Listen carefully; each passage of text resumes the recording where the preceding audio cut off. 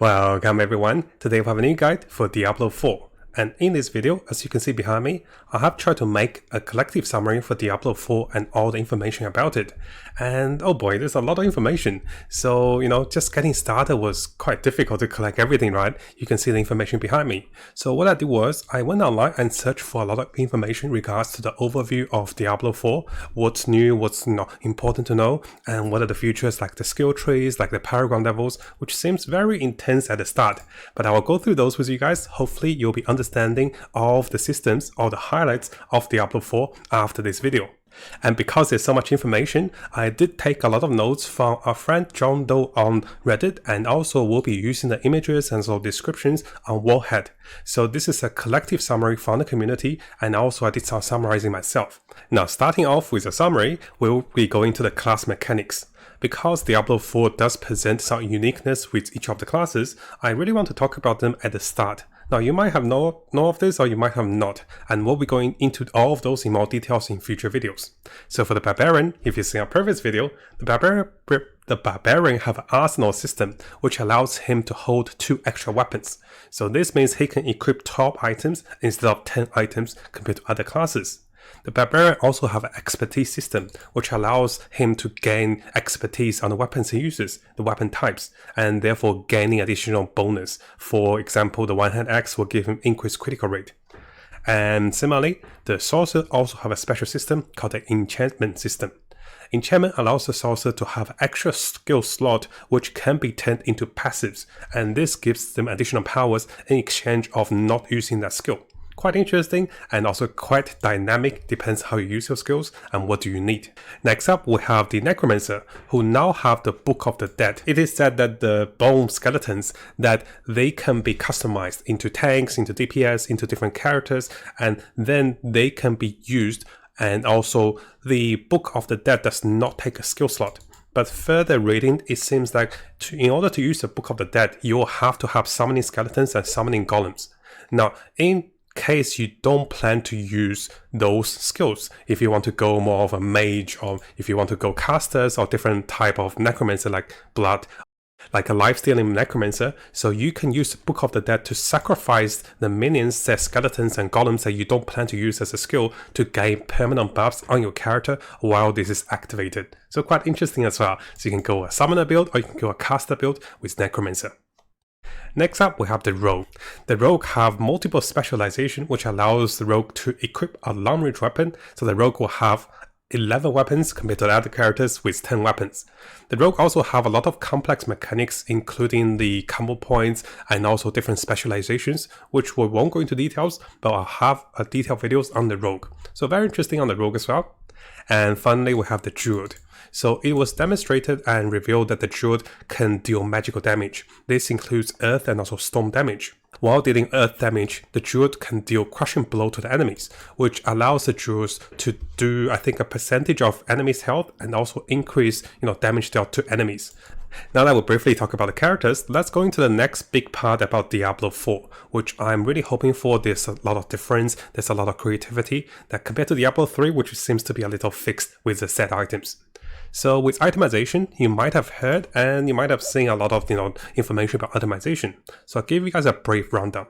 So it is likely there will be 5 zones in Diablo at the start of the launch, and the appearance of the weapons and also equipments will look different when they drop in different zones.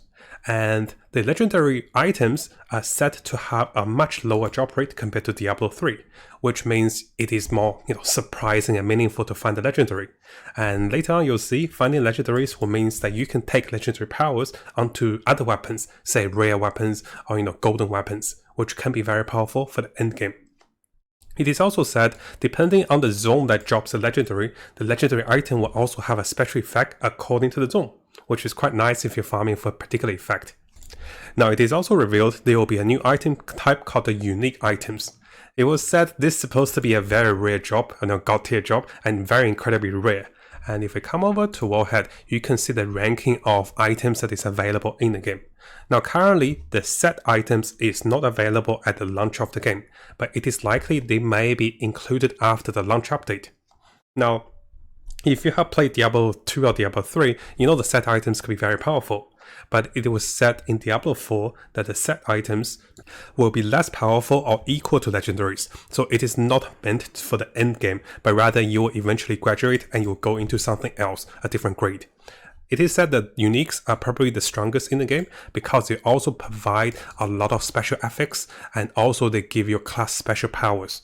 So those are quite interesting separations. The bigger thing is the legendary items, the special power effects from legendaries can be transformed onto rares, turning those also into legendaries. Now, it was mentioned in one of the live streams that, unlike Diablo 3, the items in Diablo 4 will not contribute to all of the powers of your characters. What you're going to see is there will be Paragon levels, there will be skill levels, there will be other things that will contribute to the powers of your characters. And this won't be that if you get one item, like back in Diablo 3, I remember, you get a shield bash, all of a sudden you do like 1000% more damage, and this item is like you graduate from your class. So this is a good thing because you're not focusing on getting one particular item, and the legendaries and uniques will help, but it's not as game-breaking compared to the past. Now, there will also be months that is added to the game. If you guys are planning to buy an upgraded version of the pre-order, you will be getting a month as well. It is said the month will be used for travel around, and if you do get hit on the month, you will be dismounted. The months can be collected in the game through hidden quests and also different events. And by collecting those, I believe they also have special passives and also provides you with a bonus as well. And finally, the special part about the itemization in Diablo 4 is that creature types will now play a role. So depending on the monsters you kill and depending on the zone of the monsters you kill them, they will have an increased chance of dropping an item. Let's say if you're looking for legendary boots, the band-aids that have a higher chance of dropping them will be the ideal target. And similarly, the skeletons will drop, higher chance of dropping pants. I'm not sure why skeletons have pants though. So this is also something a little unique with Diablo 4, which gives you a flexibility of targeting the enemy types for the legendary types you want to find, or maybe unique types. This also goes into the types of weapons that is used. So the weapons, I believe, one of the examples given here was a bow. Now with a bow, it is ideally you want to stay far away from the enemy. And the more distance you are from the enemy, the more damage you will do. So this makes different item types a little more interesting, and you can customize your character accordingly using different weapons. And over here we can see on Wallhead that the item types and properties. So the bow will have increased damage depending on the distance of enemy.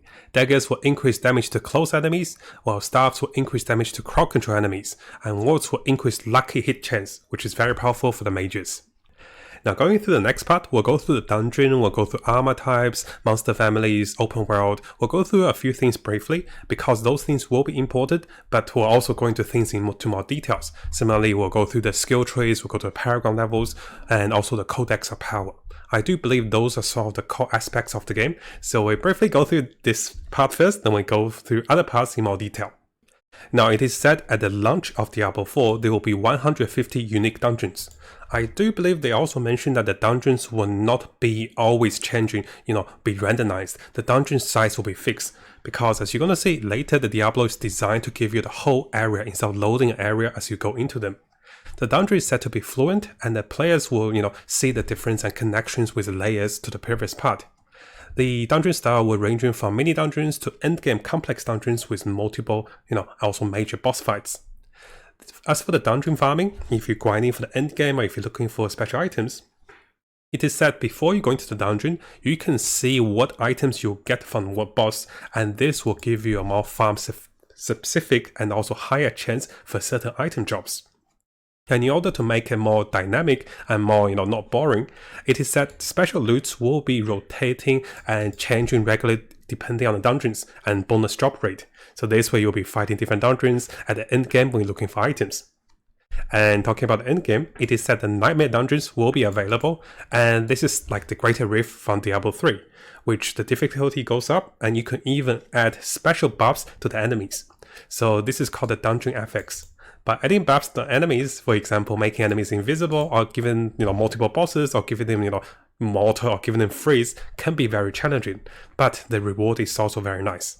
We'll also talk about the rewards for the endgame, but unfortunately during the open beta we'll only see level 25, so it is likely a lot of the endgame features won't be tested, but we can still look into it and also prepare when the game comes to launch on the 6th of June.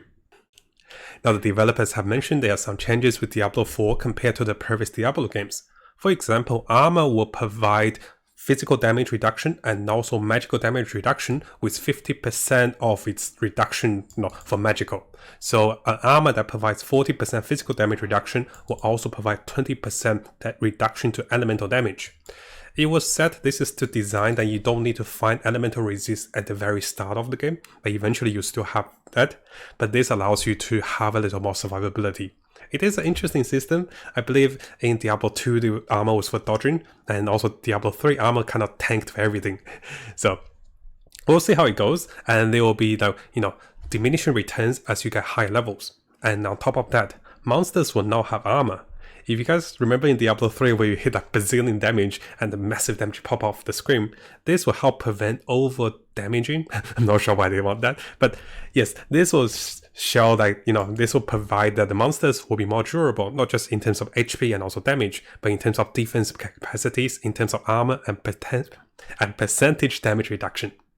Now, Diablo 4 is set to have an open world with crafting, events, world boss, world PvP, side quests, and also live events and also strongholds. There's a lot of things I will be going through with you guys in the future videos, but in order to go through all of that, it's actually a lot. So just crafting along these gems, these potions, these scrolls, there's a lot of things. So we'll go through this as we go. So this is a little highlight for the open world, and also there's multiplayer, MMO, and also different aspects.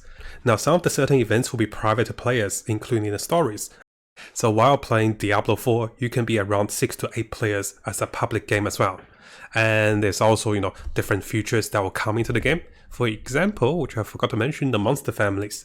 The Diablo 4 will have different regions which will allow you to see different family of monsters, different types, and they will have different attack patterns. Some of the monsters will keep a range from you, some of the monsters will try to get close and get closer to you and deal damage that way.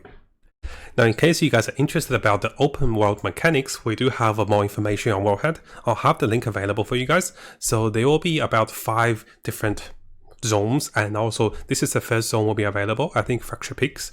And then as we go through different zones and different areas, they will provide you with a different set of monsters, different types and different jobs, which will be quite interesting as we get into the game and also start farming for the end game.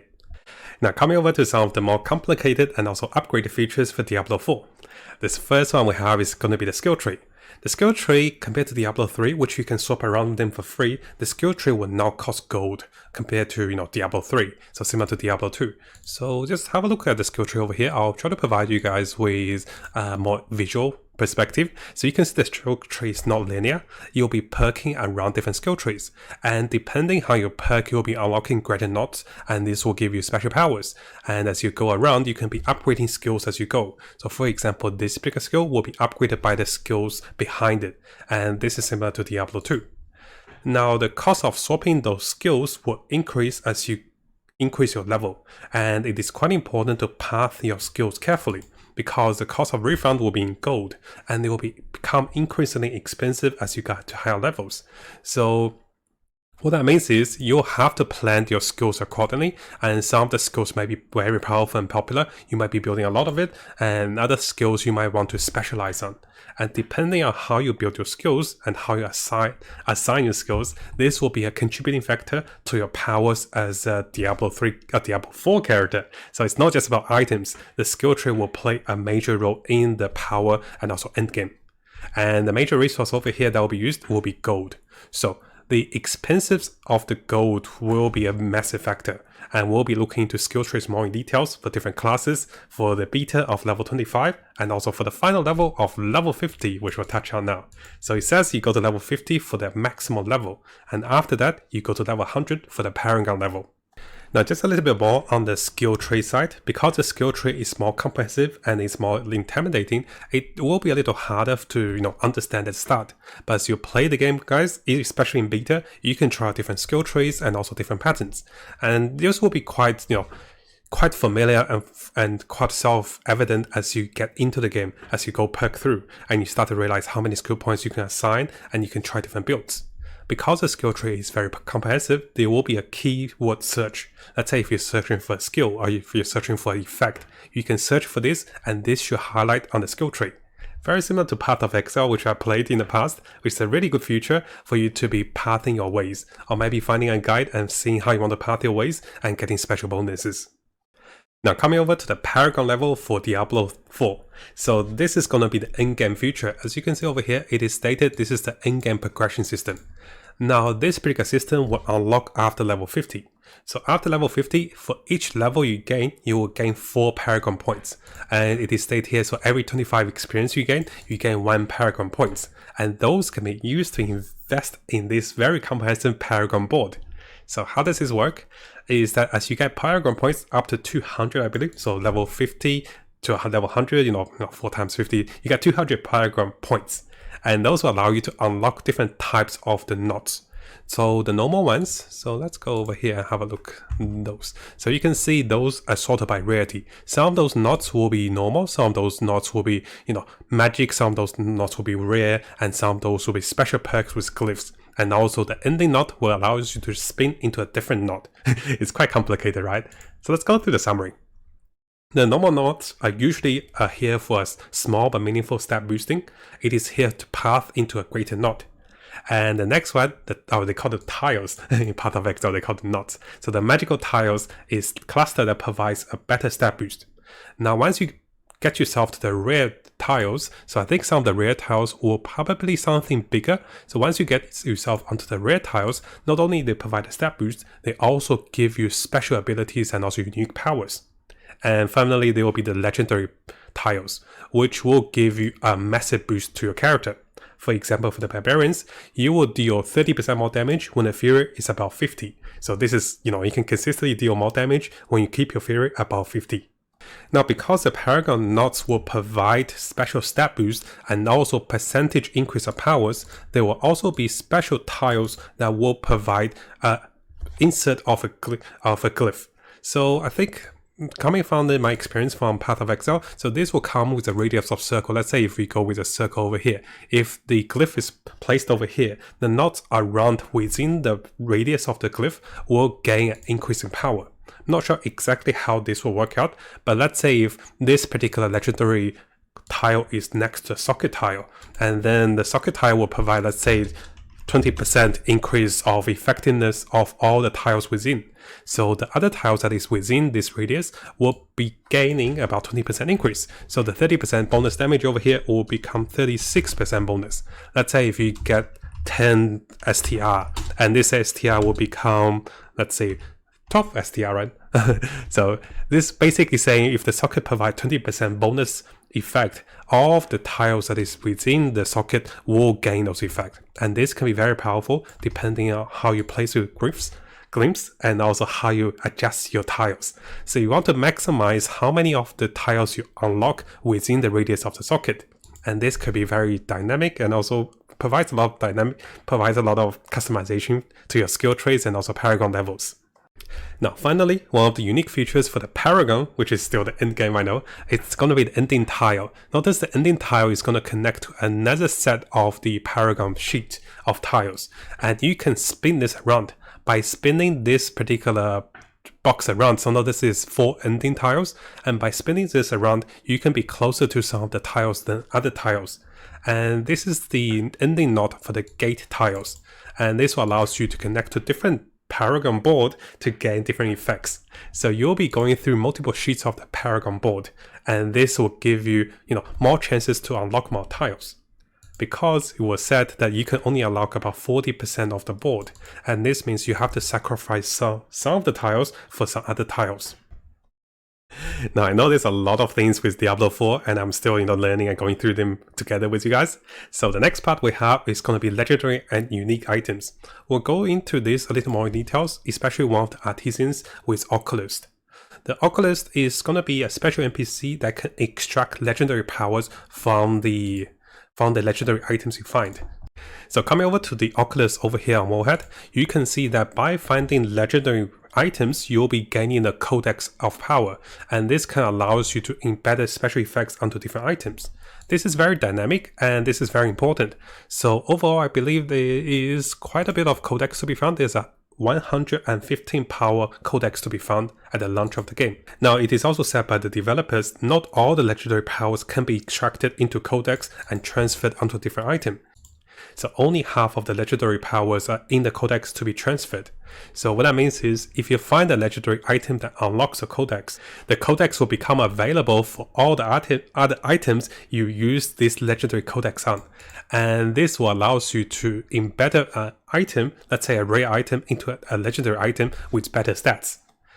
Now, one thing to notice is that this artisan will give you the lowest row of those legendary powers. So it is something that you still have to grind and also still have to upgrade this particular item with legendary effects to make it stronger. Now, the collection of the legendary codex is said to be account-wide, and most of those codex and legendaries were said to be found by completing the dungeons. So you might be wondering, how does the legendary items and how does this work? So you find a legendary item. If it unlocks the Codex of Power, you now have the Codex of Power, which can be used, let me show you over here, which can be used to provide into special effects to items. So when do you do this? So the next part, we'll talk about trading. Now, we will quickly skip onto the trading focus, which will be the rare items.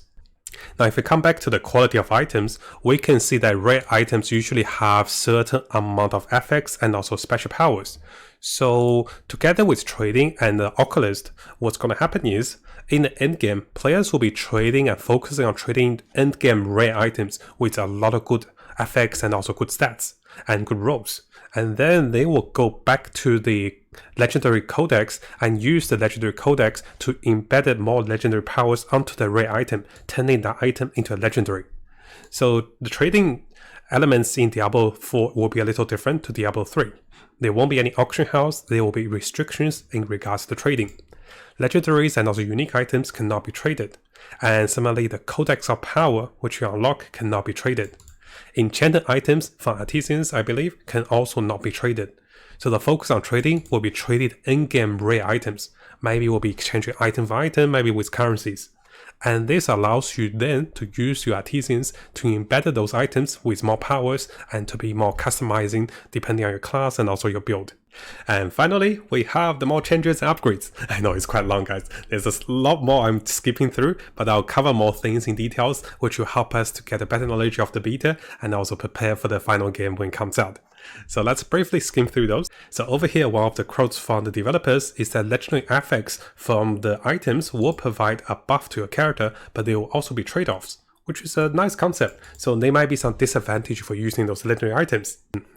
And over here, we'll also go through some of the new features of Diablo 4. So starting from Altar of Lilith, and we'll go through all of those systems over here. So the Altar of Lilith is going to be a special altar over here you can find at the different stages of the game, and they will provide you with permanent boost to all of the characters on the account with a permanent boost, say HP or maybe damage or defense. This can be very powerful, especially in the early game for new characters. After that, there will be Strongholds. Stronghold is something you can unlock in the world, and by unlocking those areas, you can turn those into new side quests, dungeons, and also recurring events, vendors, and also different loot to be obtained. There will also be open world bosses. So the open world bosses can be assisted and also can participate by up to 12 players. And next up, we have the Whisper of the Dead, the Tree of Whispers. So those can be allow you to gain experience, gold, and also green fevers. But by gaining 10 green fevers, you can then exchange for loot and also experience. It's kind of similar to the bounties in Diablo 3, I believe. And there's also the Helltide event, which will spawn harder elite monsters for you to fight, and you'll be gaining Cinders. Cinders is a special currency in the game which allows you to, obtain different chests. And this will provide you with a higher chance of getting special loots in the areas. Or maybe this is the bounty, not exactly sure. I also believe with artisans, some of the rare flowers can only be dropped in this event. So some of the rare golden flowers will only be available during this event. Now Diablo also have a renown system, which have 5 levels of renown per zone. This can provide the players with additional gold, skill points, extra potion charges, which can be very good, especially for the skill points. So you want as many skill points for your skill tree. Now the combat feeling for Diablo 4 is similar to Diablo 3. And while you're engaging with enemies, it seems like there is less enemy on the screen at once, but the enemy is more challenging and more strategic. So it's not just about you swiping through enemies, but rather you might have to dodge, you might have to avoid enemies. Each of the classes will also be provided with an evade ability, which allows the characters to have this ability right away when they start the game. And this is quite important in avoiding and also taking less damage. Now, once you die in Diablo 4, you will not respawn on your corpse like Diablo 3 with a small timer, right? You actually respawn at a checkpoint. So dying does matter a little more because your progress will be delayed. You have to backtrack through the dungeon. Now, this won't be like Diablo 2, which you lose all your items, right? Now, there's also a number of other things which I don't think we'll cover too much. If you guys do want to have a look, we'll cover a special video about artisans. So for the blacksmith, you can be upgrading items and also creating items, while the alchemist will provide you with different potions and also elixirs. The potions have a fixed instant heal and also a percentage heal about 35%. And elixirs is very important for characters. It is said you should have elixirs on all the time because they provide an experience boost and also stats boost. Diablo 4 will also have different items like the scrolls from Diablo 2, which allows you to readily teleport away from the location. This actually reminds me of Ragnarok. If you guys play Ragnarok, you have the little fly wings which you can teleport away. Now, one of the bigger features for Diablo 4, which is very interesting, is that the increased skill rank affects are back. You can get your skill rank on your skill tree, but you can also save your skill points while getting skill ranks with items you loot from Diablo 4. And this gives you a very big bonus to your skills in terms of damage and also saving your skill points. Diablo 4 will be a personal loot system, means each of the players will get their own loot. Now, because Diablo 4 have a lot of online features and it's considered somewhat MMO, and also, there's a lot of, co-op and there's a lot of world bosses. The interesting thing is the Diablo 4 game is set to be regionless. So instead of back in Diablo 3, which you select a region, say Asia, maybe say NA or Europe, the game will be regionless. The characters will be assigned to players who are closest to them for better latency. But the server is widely open for all of the players, and so is the platform. So a player can play it on the Xbox, on the PS, and also on the PC at the same time with the same account, I believe. And they can also play with players across the world on different platforms. Finally, there isn't that much information about the seasons, but it is said we'll get more information once the beta finishes. And there's a few things that is not included in Diablo 4, including the follower, which we have in Diablo 3. This is actually a really big part. If you guys play Diablo 3 with 2 Unity rings and followers, you're almost immune to most of the damage, right? There's also chance for Diablo 2, engine items which kind of OP, set items is likely going to come after launch, and no auction house, which could be good. Less bots to farm, right? And not sure about the offline play though, because my internet is not very good in Australia. And if I play hardcore and I die, it's really sad. Sometimes I disconnect. So that's a little sad. If you can play offline, then that means, it's less chance of dying from, disconnection. But then there's more chance of manipulating the files, right? So I'm not sure the intention behind that, but I really like offline too. It's hard to compare, but it's okay with online. So let me know what you guys think about the summary.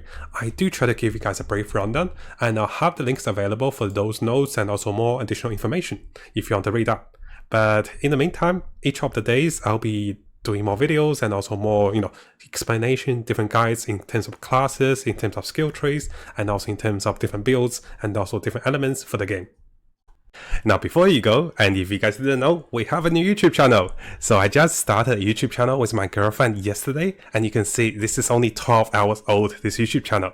And if you guys haven't subscribed, make sure you subscribe and check out the behind the scenes and also fun clips and also more stories about us. And then you get to know me a little more personally instead of just reading the news and also the games, right? So I want to share a little bit more with you guys. So make sure you check this channel out if you're interested about Matt and also Uni. She's really funny too, and she's really shy. So I want to give her a surprise and do a shout out for the new channel to get some subscribers. Thank you guys. I'll see you guys next time.